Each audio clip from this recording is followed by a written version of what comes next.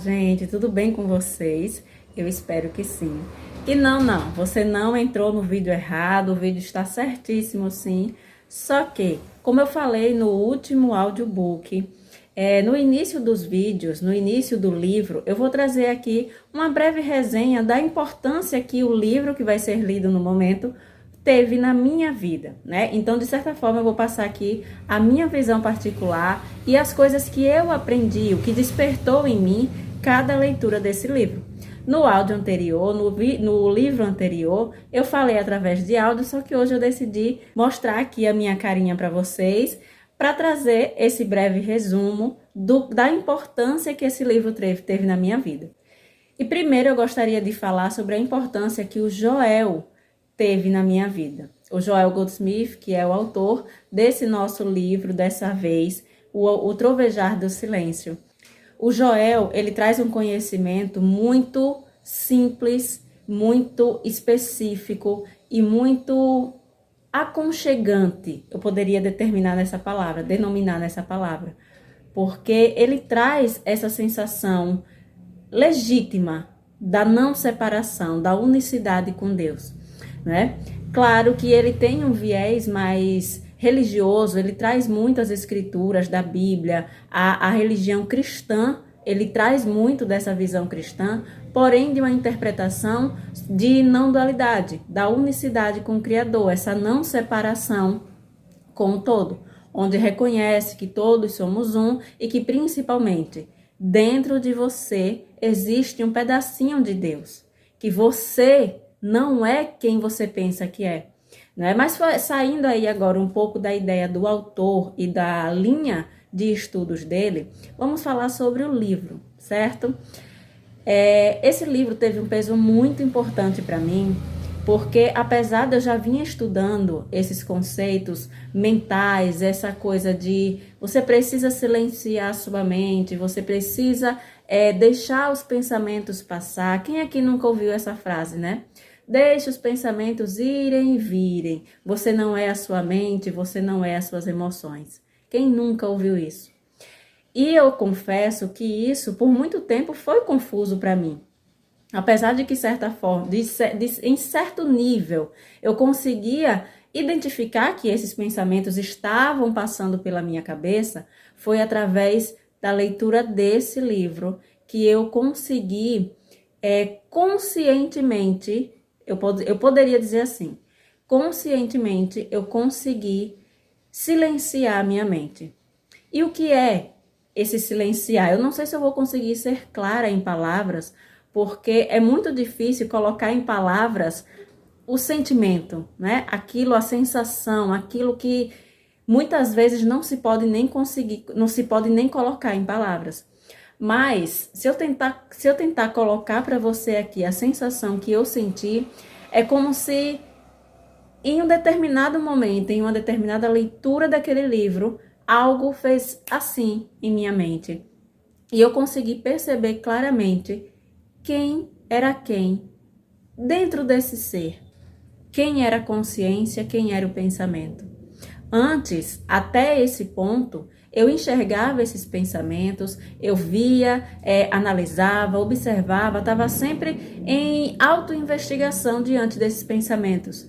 Só que a partir desse start que esse livro me trouxe, eu consegui, digamos que, silenciar realmente esse ego. Silenciar a mente onde, de certa forma, houve uma rendição.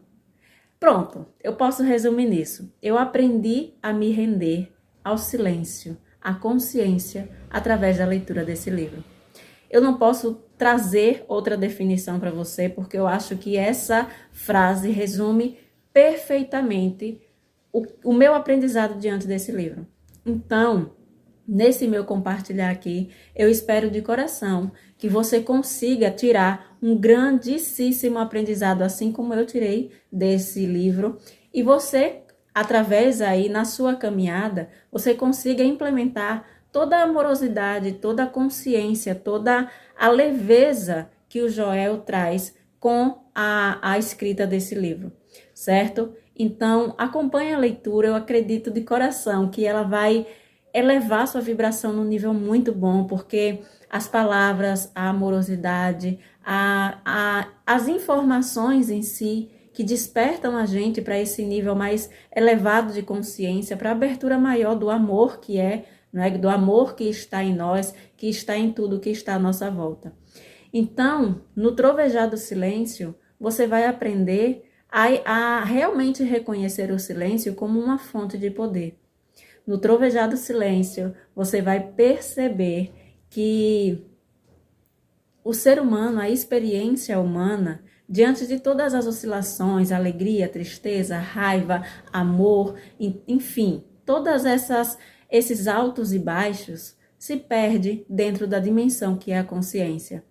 Ah, Josi, mas a consciência não é amor? A consciência é amor. Mas quando você está no nível de silêncio, desse silêncio absoluto que a consciência é, não existe especificamente o que a gente acha que é amor. O que existe é apenas o silêncio, a apreciação do que é a vida. É a única coisa que existe. Então, boa leitura, boa audição para vocês. Eu espero que realmente esse livro toque vocês da mesma forma que me tocou, ou até melhor, se possível, não é? Então, fiquem agora com a leitura do nosso próximo livro, O Trovejar do Silêncio, de Joel Goldsmith.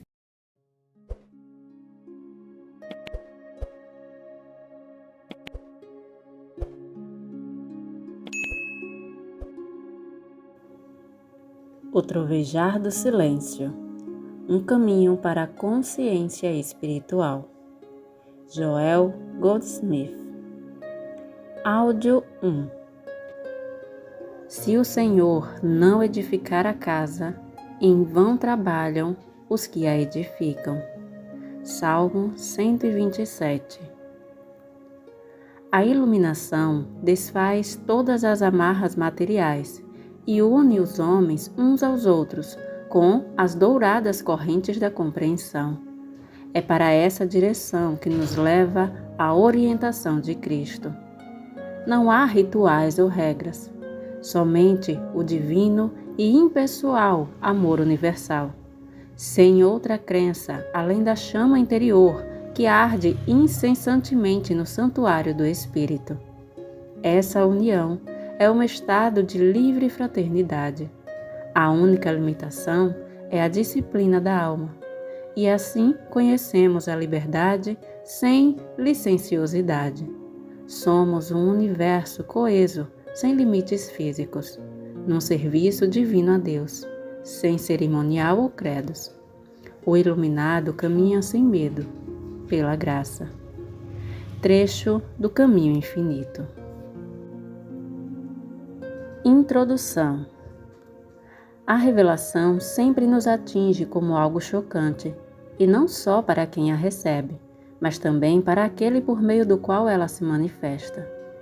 É próprio da revelação chocar e assustar, pois, ao defrontarmos com nossas crenças mais caras, nós nos conscientizamos de quanto nossa mente foi condicionada pelas teorias e opiniões do pensamento corrente da humanidade, e de repente percebemos as dimensões da nossa escuridão.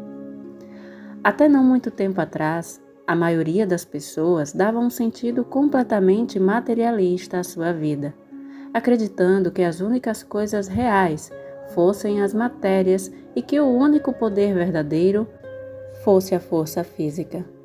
Foi então introduzida a ideia de um mundo mental e de um poder mental. E essa ideia invadiu tantas consciências que o foco da atenção foi deslocado do mundo material para o mental. Não tendo tido a revelação, eu também quis viver minha vida nesse mundo da mente, sem nunca perceber que este é tão ilusório quanto o mundo do poder material. Mas um dia recebi a mensagem de que a mente não é poder e de que o pensamento não é poder. Isso me chocou, pois eu já me havia adiantado bastante no ensinamento de que o reto pensar poderia resolver todos os meus problemas. Esse fato teve diversos desdobramentos, e hoje acostumado há muitos anos com tais revelações estarrecedoras e tendo tido o tempo necessário para que a mensagem permeasse a consciência, tornou-a pública neste livro. Aqui você lerá coisas que poderão te soar familiares, e talvez você reaja imediato pensando: todo mundo sabia disso. Mas posso lhe assegurar que, se alguém reagir assim, é porque se trata de uma alma já dedicada ao caminho espiritual. De fato, como pude verificar em meus estudos da literatura espiritual mundial, as verdades expressas neste livro nunca foram completa e claramente reveladas, embora constituam as bases absolutas da verdadeira vida espiritual. Antes de prosseguir, permita-me garantir que não há da minha parte qualquer interesse em estabelecer uma nova religião ou um novo ensinamento religioso, nem tampouco eleger uma pessoa ou grupo de pessoas a serem seguidas, cujos ditames e opiniões devem ser considerados palavras finais ou infalíveis. Não tenho a intenção ou o desejo de deixar atrás de mim qualquer tipo de organização religiosa, qualquer coisa que alguém possa reunir, promover, propagar ou usar em benefício próprio, e nem mesmo nada que alguém ache que possa servir para a sua salvação. Se há algo que gostaria de fazer, acima de tudo, durante minha vida na Terra, essa coisa é tirar do homem qualquer tipo de apoio ou muleta no qual tenha confiado. O propósito deste livro não é amarrar você a qualquer pessoa ou organização. Pelo contrário, é torná-lo livre do homem cujo fôlego está nas narinas. Livre para se unir a todos aqueles que buscam o caminho espiritual, mas sem amarras com ninguém, sem pertencer a ninguém, nada devendo a ninguém, a não ser amor uns aos outros. Esta é a verdadeira liberdade, e nada menos que tal liberdade é necessária para receber Deus. Não acredite por um momento sequer que Deus esteja em alguma coisa, nem mesmo no caminho infinito. Deus não pode estar em alguma coisa. O único meio de poder conhecê-lo é ser livre, mental e espiritualmente livre. Onde está o Espírito do Senhor, aí está a liberdade.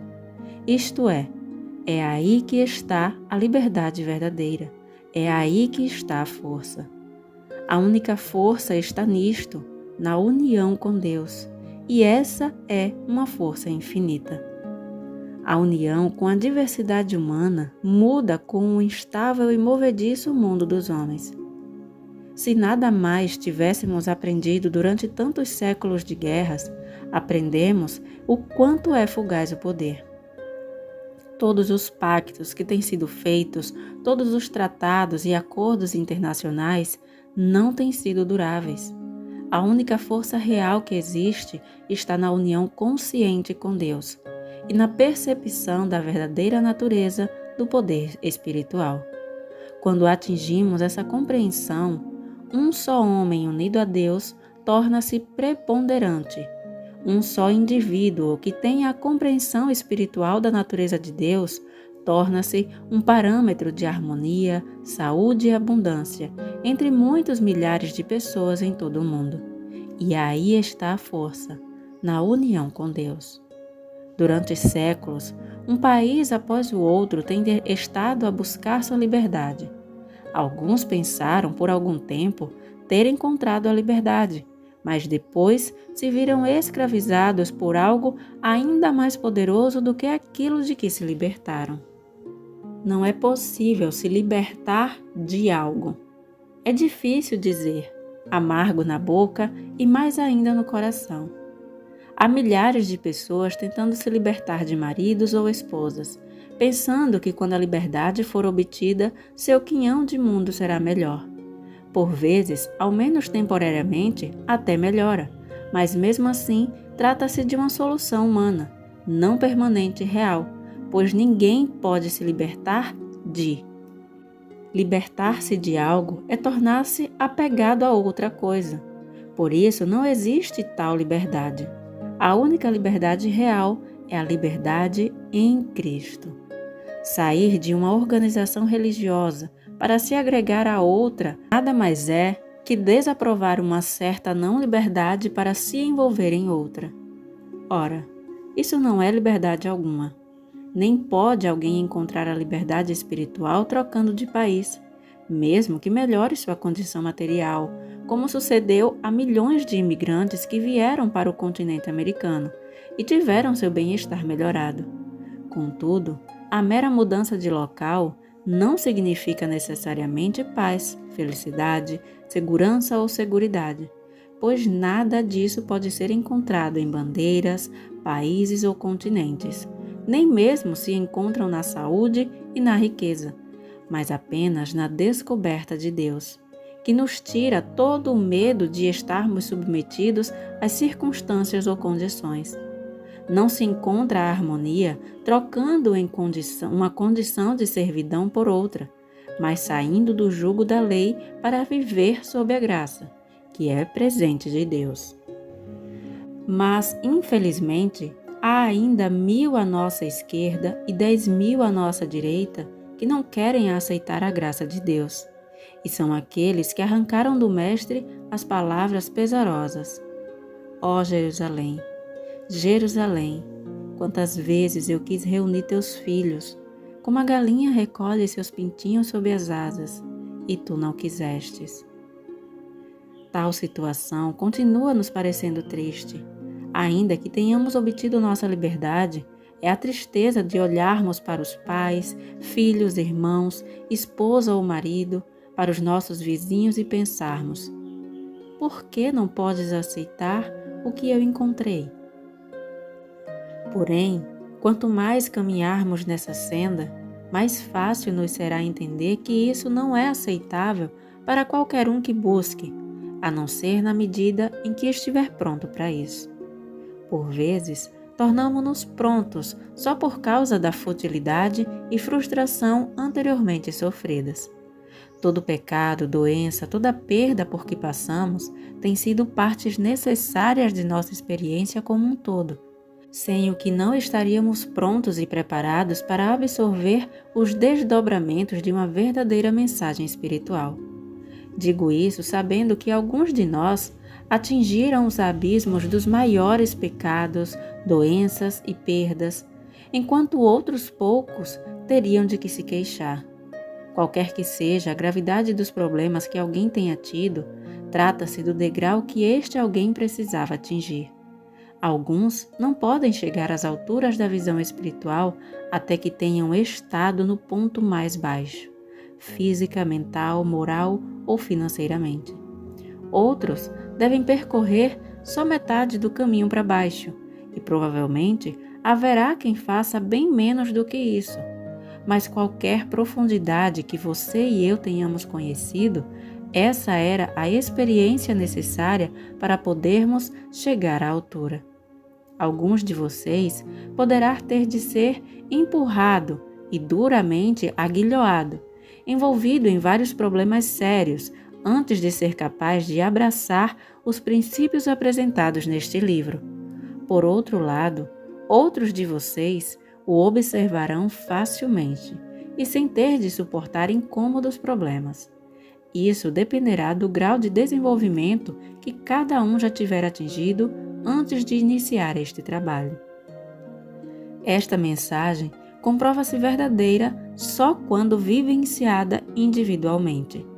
E por essa razão, torna-se fácil entender por que tentativas de organizar uma religião baseada em tais ensinamentos são impraticáveis e tampouco contribuíram com objetivos do caminho infinito, que são fazer com que tais princípios impregnem a consciência humana e se tornem tangíveis como experiência individual. Se for feita qualquer tentativa de organizar estes ensinamentos, não será de benefício para ninguém. Da mesma forma, se for para obter uma contribuição mensal ou anual, o será sem propósito. Se forem erigidos poderosos templos para abrigar tais princípios ou erigidas estátuas para quem os trouxe, o serão sem consentimento. Só uma coisa demonstrará a veracidade destes ensinamentos: descobrir seus princípios e tomá-los dentro do coração, da mente, da alma e do corpo, vivendo com eles, movendo-se e tendo o próprio ser neles, com e por meio deles, até que se tornem demonstráveis na própria pessoa. Então, você será a luz do mundo, de um mundo talvez limitado à sua família ou comunidade, ou que pode ser tão vasto quanto a terra toda. Duas pessoas não podem trilhar o mesmo caminho, não podem se envolver do mesmo modo. Tudo depende do seu grau de percepção. A mensagem inteira deste livro baseia-se no princípio da existência de uma graça interior, que não atua por meio do poder físico ou mental. Tal graça, de que muitos ainda não têm consciência, atua apenas quando a fé em toda e qualquer coisa tiver sido abandonada. Aí, incluindo um Deus de quem a humanidade espera milagres, e por quem a humanidade espera desde o início dos tempos. Ao longo da história do mundo, houve diversos conhecedores destes segredos, e cada um deles, de quem temos conhecimento, compartilhou-os com aqueles que se tornaram seus discípulos e seguidores. Em todos os casos, contudo, após uma ou duas gerações, os ensinamentos foram adulterados e seu verdadeiro espírito desapareceu da face da terra, só para ser revelado mais tarde para outros em um processo repetitivo. Diante desse fato, é natural que se pergunte qual seria a vantagem de ensiná-los de novo. Seria vantajoso viajar milhares de quilômetros, ano após ano, para levar tal mensagem ao mundo, sabendo que só uns poucos a receberão com proveito, para depois deixá-la novamente se perder? Minha resposta é que hoje as circunstâncias são diferentes. Todas as gerações passadas puderam olhar para frente, rumo à descoberta de um poder material sempre maior, e a cada geração foi descoberto algo mais poderoso. Hoje, porém, com o poder nuclear, o mundo está de fato se defrontando com os limites do poder. Pode alguém imaginar alguma coisa maior que o poder nuclear? Haverá alguma coisa além disso? Ou terá o mundo alcançado o fim da sua busca pelo poder? As verdades do trovejar do silêncio podem ser encontradas no Novo Testamento. Os leitores, contudo, não devem esperar que a simples leitura os habilite a viver segundo os princípios revelados. Aqueles que não sentirem dentro de si um eco das palavras poderão dar-se por satisfeitos com a sua leitura, mas as pessoas que sentirem vibrar as cordas profundas de sua alma na primeira leitura farão deste livro seu companheiro constante, dia e noite, domingos e dias santos, até que o estado de consciência materialista comece a ceder e elas se rendam, de modo que a consciência transcendental lhes tome a mente, o corpo e o dia a dia de sua vida. Mais de 30 anos de experiência demonstraram, para além de qualquer dúvida, que essa mudança de consciência pode acontecer em qualquer pessoa que continue adotando, com firmeza, os preceitos desta mensagem. Essa mudança pode ocorrer dentro do leitor antes que considere possível viver em consonância com o Sermão da Montanha.